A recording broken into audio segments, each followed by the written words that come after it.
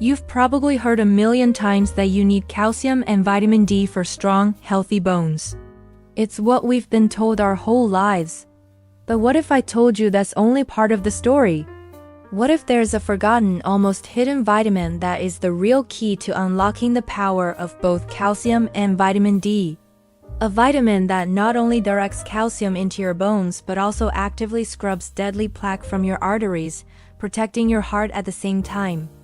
This unsung hero is called vitamin K2, and the shocking truth is, most of us aren't getting nearly enough of it. If you think you're covered because you eat plenty of leafy greens like spinach, I've got some news for you. That's vitamin K1, and it's a completely different player in the game. The real powerhouse is found in foods you might not expect, like certain cheeses or fermented dishes.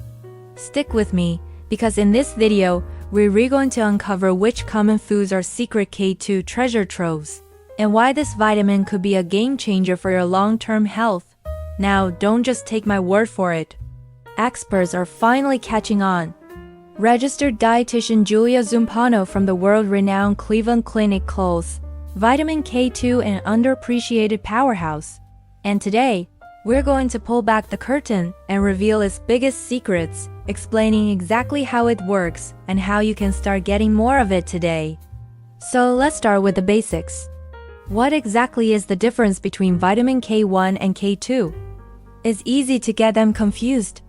When you think of vitamin K, you probably picture leafy green vegetables like spinach, kale, and broccoli.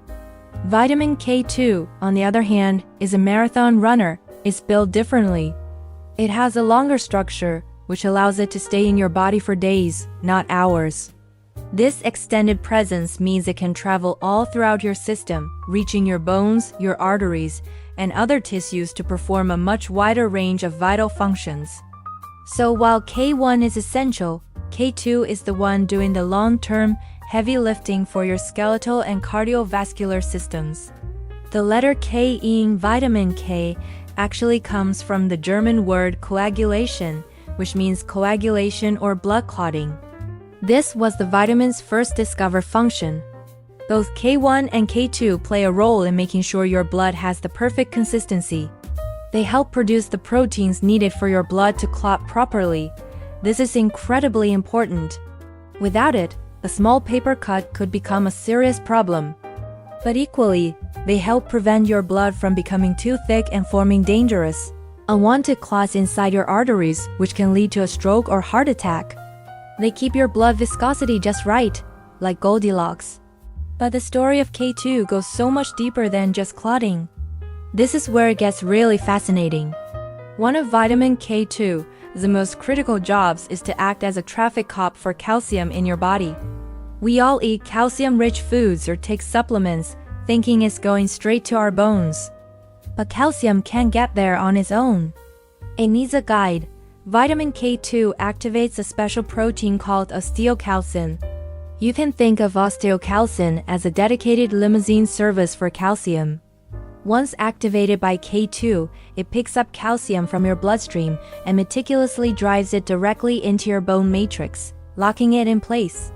Without enough K2, the osteocalcin remains inactive. The calcium is left wandering aimlessly in your bloodstream, unable to get to your bones where it's needed. This means you could be taking all the calcium in the world, but if you're K2 deficient, it's not strengthening your bones. Instead, it's just floating around waiting to cause trouble. And that brings us to the other side of K2's genius. It doesn't just put calcium where it belongs. It actively keeps it out of places where it can be deadly. I'm talking about your arteries and soft tissues. When calcium builds up in the walls of your blood vessels, it causes them to become hard and stiff, a dangerous condition known as arterial calcification or hardening of the arteries. This is a major risk factor for heart disease. This is where vitamin K2 performs its second miracle. It activates another protein, this one called matrix glycoprotein or MGP. Think of MGP as a team of highly efficient street cleaners for your circulatory system. When activated by K2, MGP patrols your blood vessels, binding to any stray calcium and sweeping it out of your arteries. is one of the most potent inhibitors of arterial calcification we know of. So, K2 works a two-part magic trick. It puts calcium in your bones and takes it out of your arteries. It has a dual action benefit that is absolutely critical for both bone density and heart health as we age. So, if this vitamin is so important, why aren't we all getting enough of it? And where can we find it? This is where it gets a little tricky. Unlike K1, which is abundant in plants, K2 is primarily produced by bacteria and is found in fermented foods and certain animal products, especially from grass-fed animals. The modern Western diet, which is often low in these specific types of foods, is a big reason for widespread deficiency. Let's break down the best food sources.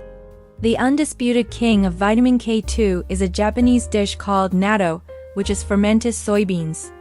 It has an incredibly high concentration, but I'll admit it has a very strong taste and slimy texture that can be an acquired taste for many. Don't worry if natto isn't for you, there are many other great options. Hard and aged cheeses are fantastic sources, especially Gouda, Brie, and Munster. The bacteria used in the fermentation process produce the K2. Another excellent source is egg yolks, particularly from pasture-raised chickens, as well as the dark meat of poultry like chicken thighs and goose legs.